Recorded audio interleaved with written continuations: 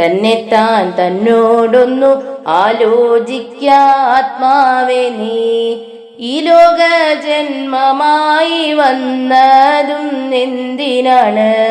ആദിയില്ലാദിനാഥൻ സൃഷ്ടിച്ച സൃഷ്ടിലോകെ മർത്യരാ ജന്മം തന്നതെന്തിനെന്നാലോചിക്കാം. മഹത്വം ഭാഗ്യമതു സ്വസ്ഥതയും നൽകുവാനായി ആദിനാഥൻ നിയമിച്ചൊരു നിയമമല്ലോ നിന്റെ ജന്മം.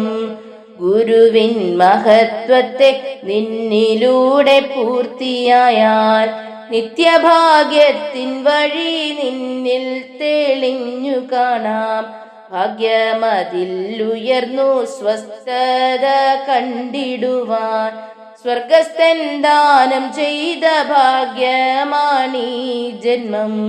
ആരാഞ്ഞറിഞ്ഞുകൊള്ളുക, ആരാധിച്ചു ജീവിക്കാം. പരമാത്മരൂപം നിന്നിൽ പ്രശോഭിച്ചു വാഴട്ടെ.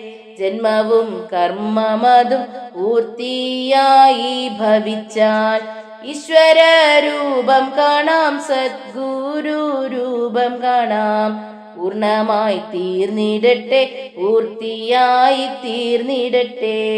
സത്യശുഭാനന്ദത്തെ ആത്മാവായി കണ്ടിടട്ടെ.